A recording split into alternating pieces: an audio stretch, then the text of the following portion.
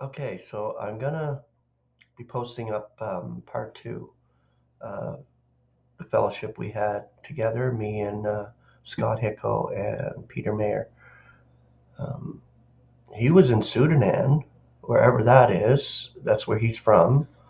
And Scott was from, I believe, Indiana, and I'm in Alberta, Canada. So that was a great, we round the world thing kind of thing. So that was kind of really good. I loved it. And so I'm going to post up part two that Scott has posted under this video today. I'm also going to put Peter Mayer's YouTube channel, so you'll be able to check that out. It's all in Dutch right now. He will be doing English videos, so this is why I'm posting his YouTube channel coming up in March. He said he's going to be doing his first English video on YouTube, which is going to be awesome for us that need to be edified over here, English speaking. So that'll be great. So you have to go, new subscribers. I got like 3 or 4 new subscribers. So you have to go show more or click that button, see more or show more, whatever it is, to see what's under there. I also have a list of channels under there, recommended channels. And I keep that list there every day when I do my videos because they're good to check out, especially if you're a new subscriber and you are new to this teaching and to the truth. Then it's good to go check it out, these other channels. And I promote other channels more so than my own channel. So I'm not accolading me. I'm accolading the message and the truth that's going out. It is God who is doing it through us and through these channels. So thank you for watching and thank you for joining me this morning. Okay, so we're going to continue on with this little booklet that I have here, Paul's Priestly Ministry. Okay, Paul's Priestly Ministry, Transitioning Toward His Celestial by Vladimir Geliznov. Lo, we turn to the nations, for so has the Lord commanded us. I have set you for a light of the Gentiles, that you should be for salvation unto the uttermost parts of the earth. Acts chapter 13:47, cross-reference Isaiah 49:6. So he goes into Isaiah 49 and breaks it down a bit in this book. We learn from the citation that the message to the nation is in accord with Isaiah's prophecy, though not exhausting it. The subject of Isaiah 49 is the servant of the Lord, and that a person is meant, and not the nation as a whole or a remnant is clear from verses 5 through 6, where the servant's work is viewed in relation to both, to raise up the tribes of Jacob and restore the preserved of Israel. The servant was one whom man despised, whom the nation abhorred.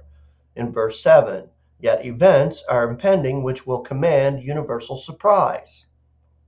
Kings shall see and arise and do homage. Princes also shall render worship because of the doings of the God of Israel.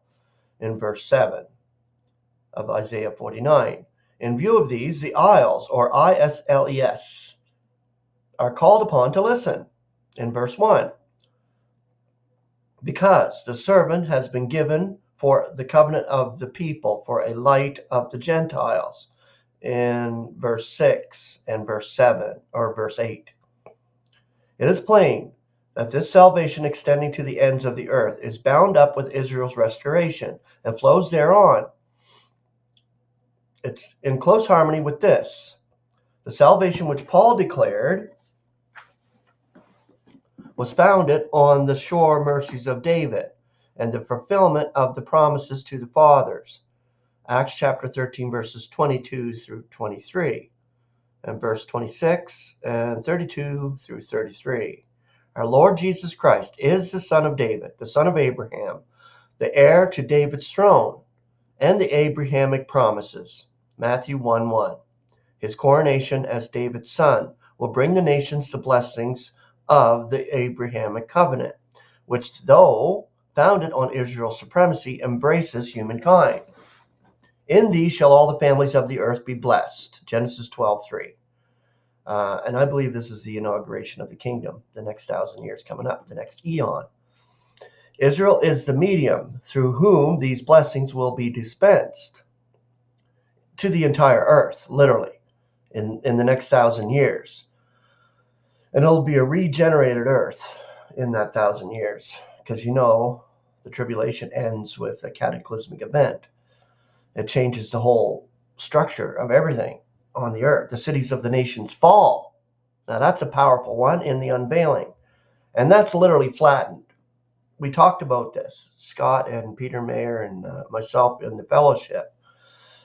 Well, the time that's coming on the earth is unprecedented, not known in human history. It's going to be horrible. And the days of Noah, that's an understatement, really. I guess that's all could be said, as in the days of Noah, because that was pretty bad back then.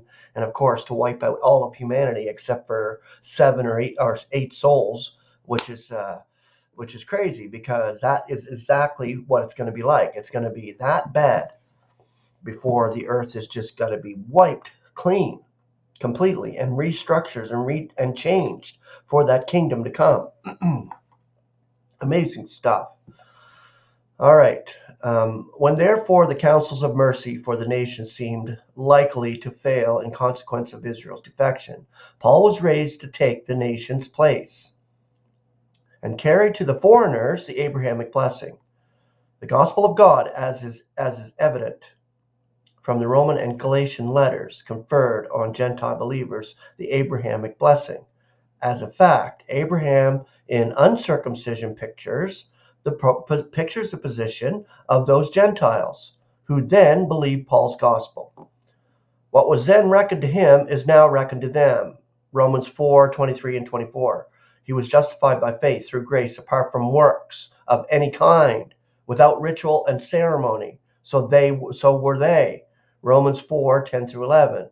He possessed spiritual blessings, but the land and its abundance he did not possess. So did they, the Gentiles, had been admitted to Israel's table and partook of her spiritual things. Romans 15:27. We were considered dogs, eating the crumbs of Israel, basically outside. We were foreigners. Before I would say right there, when that curtain was rent in half, that temple curtain at the crucifixion of Christ, when he let out his last breath, that curtain right there's access to God. That was the sign, the big sign that he was going to do something. And the glorified Christ arrested Paul. Not the humiliated Jesus Christ who walked the earth, but the glorified Christ arrested Paul on the road to Damascus and showed him these things, saying, you're going to take this message to the nations. All right, Israel's covenant blessings are material and spiritual. The kingdom of God on earth will present a combination of the two. The material blessings consist of the products of the land. Therefore, their fruition is impossible until Jehovah returns in mercy to his people and removes the curse from the land. Okay, so we'll read this passage and then we'll continue on tomorrow. And it shall come to pass in that day, I will answer, saith Jehovah, I will answer the heavens, and they shall answer the earth. And the earth shall answer the corn and the wine and the oil, and they shall answer Jezreel. Hosea 2:21 through 22. Amos 9:13 through 15. Joel 2:19 and Joel 3:18. All right, so we'll continue with this tomorrow. And as you can see, that next 1,000 years is going to be such a blessing for the earth. When that kingdom is set up and Christ literally rules through David, and the 12 apostles, it's going to be tremendous. So grace and peace. Enjoy your day, and we will talk to you tomorrow.